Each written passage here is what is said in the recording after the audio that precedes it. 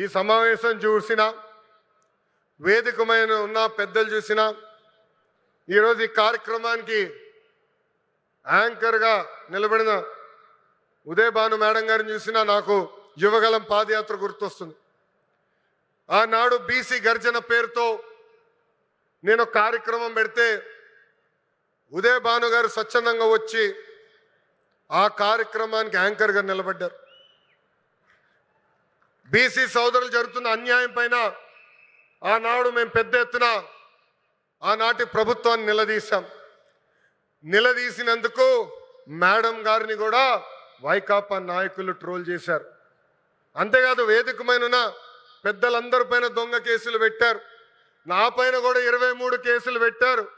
ఆనాడే చెప్పా ఆ సైకో పాలనకి ఈ తెలుగుదేశం పార్టీ తగ్గేదే లేదని.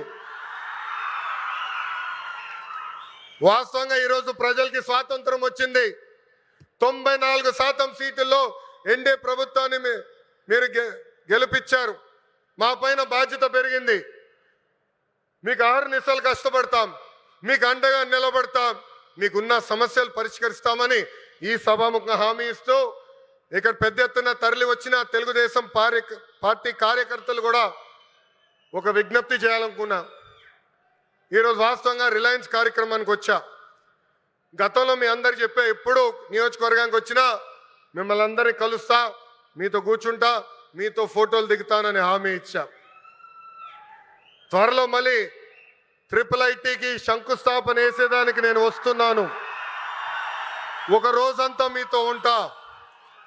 అప్పుడు ఉత్తమ్ కార్యకర్తలు కలుస్తా. ప్రతి కార్యకర్తతో నేను ఫోటో దిగుతాను. ఈరోజు మళ్ళీ తిరిగి నేను గౌరవనీయులు ప్రసాద్ గారిని తిరిగి విమానం ఎక్కించాల్సిన బాధ్యత నాకుంది. హెలికాప్టర్ ఎక్కే ముందల 5 ప్లాంట్లు అనుకున్నాం. హెలికాప్టర్ దిగిన తర్వాత ప్రసాద్ గారితో మాట్లాడిన తర్వాత మీరు మాకు భూములు ఇవ్వండి, తప్పనిసరిగా ప్లాంట్లు ఏర్పాటు చేస్తామని చెప్పారు. ఇక్కడ ఉగ్ర నరసింహారెడ్డి గారు నా పక్కన కూర్చుని ఎట్టి పరిస్థితుల్లో 50,000 ఎకరాలు కౌలుకి రిలయన్స్ ఇండస్ట్రీకి మేము అందిస్తామని చెప్పారు. 50 ప్లాంట్లు ఒక నియోజకవర్గంలో చేస్తామని ఈ సభాముఖంగా కనిగిరి ప్రజలకి నేను తెలుపుతున్నాను. వాస్తవంగా ఈరోజు నేను మీ ముందల నుంచుని ఇట్లా మాట్లాడగలుగుతున్నానంటే దానికి కారణం ఉగ్ర నరసింహారెడ్డి గారు. ఒక ఉగ్ర నరసింహుడుగా గత 10 రోజులుగా ఇక్కడ పనిచేశారు. నన్ను కోరారు కొంచెం ఒక 10 రోజుల తర్వాత ప్లాంట్ శంకుస్థాపన పెట్టుకుందాం అని. నేను ఒప్పుకోలేదు.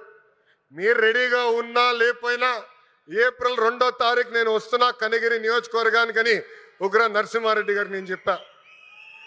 10 రోజుల్లోనే బాగా నల్లగా అయిపోయాడు ఆయన. రంగు 4 షేడ్లు తగ్గింది.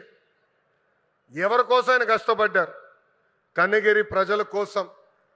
మన ఇంట్లో ఉన్న నిరుద్యోగ యువకులు పక్క రాష్ట్రాలకు వెళ్లకుండా మన ప్రాంతంలోనే మన నియోజకవర్గంలోనే ఉద్యోగాలు కల్పించే లక్ష్యంతో అహర్నిశలు పనిచేస్తున్న ఉగ్ర నరసింహారెడ్డి గారిని మనస్ఫూర్తిగా ఈ సభాముఖంగా నేను అభినందిస్తున్నా.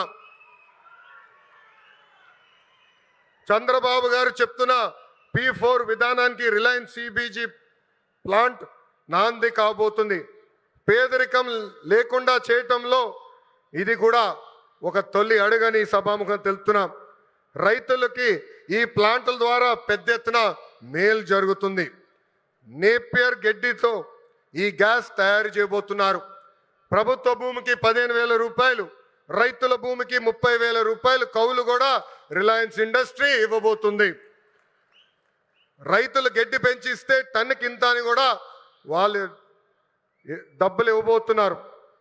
ఈ ప్లాంట్ ద్వారా 110,000 మెట్రిక్ టన్నులు ఆర్గానిక్ ఎరువు కూడా తయారవబోతుందని ఈ సభాముఖ ప్రజలు తెలుపుతున్నాం.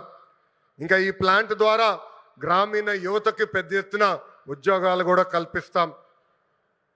ప్రకాశం జిల్లాలోకి ఎప్పుడు వచ్చినా నాకు నా పాదయాత్ర గుర్తొస్తుంది.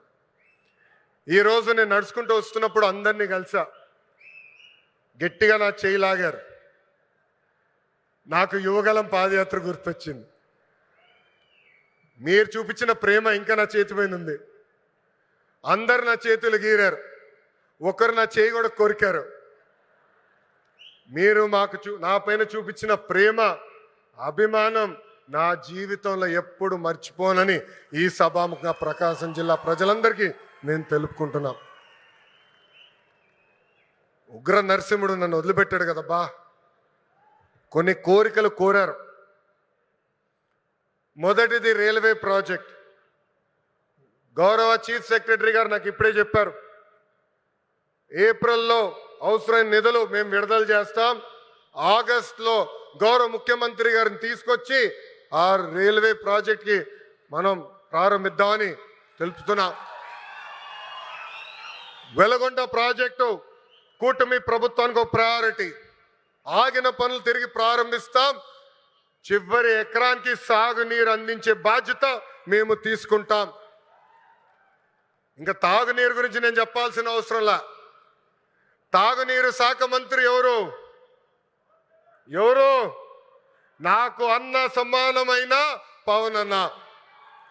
పవన్ అన్న ఏమనుకున్నా సాధించే వ్యక్తి. ప్రతి కేబినెట్ మీటింగ్ లో మేము చర్చిస్తాం. తాగునీరు ఒక ప్రయారిటీ అని ఆయన ప్రతి కేబినెట్ మీటింగ్ లో చెప్పారు. గత ప్రభుత్వం నాశరికమైన పనులు చేసింది, ప్రాజెక్ట్ ని పక్కన పెట్టేసింది. తిరిగి కేంద్ర ప్రభుత్వాన్ని ఒప్పించి నిధులు కేటాయించి ఈ రోజు ఆ ప్రాజెక్ట్ కి టెండర్ స్థాయికి తీసుకొచ్చారు. నా అన్న పవన్ అన్న త్వరలోనే ఆగిపోయిన పనులని ప్రారంభిస్తాం. ప్రతి గడపకి కుళాయి ద్వారా తాగునీరు కూడా అందించే బాధ్యత కూటమి ప్రభుత్వం తీసుకుంటుందని ఈ సభాముఖంగా తెలుపుకుంటూ ప్రకాశం జిల్లా ప్రజలందరూ ఒకటే కోరుతున్నా. వైకాపోల్ పరిస్థితి చూస్తుంటే జాలేస్తుంది. వాళ్ళు పని చేయరు, పని చేయాలనుకునే వాళ్ళ చేత పని చేయనీరు. ఈరోజు కొత్తగా చెప్తున్నారు ఈ ప్లాంట్ల ద్వారా ఏదో అయిపోతుందని. వాళ్ళని అడుగుతున్నా, మీరు ఇంట్లో గ్యాస్ సిలిండర్లు వాడరా? కట్టెపొయ్యిలు వాడుతున్నారా? ఆ గ్యాస్ తయారు చేసే ప్లాంట్ ఇది. ఎందుకు మీరు అపోహలు కల్పిస్తారు? రండి, ప్లాంట్ చూడండి, వెళ్ళి మీ నాయకుడు చెప్పండి. అంతేగాని ఈ ప్లాంట్కి అడ్డు పడితే ఎర్ర బుక్కులో మీ పేరు ఉంటుందని ఈ సభాముఖంగా వైకాపా నాయకులు నేను హెచ్చరిస్తున్నా. మంచి పని చేసాక వచ్చా, దమ్ము ధైర్యంతో ఈరోజు నిలబడి చెప్పగలుగుతున్నా. 10 నెలల్లోనే ఎవ్వరు ఉంచిన విధంగా ప్రకాశం జిల్లాకి నేను ఈ ప్లాంట్ తీసుకొచ్చా. అంతేగాని తప్పుడు ప్రచారం చేస్తే నేను మిమ్మల్ని వదలబెట్టనని ఈ సభాముఖంగా వైకాపా నాయకులకు నేను హెచ్చరిక చేస్తూ, నిజంగానే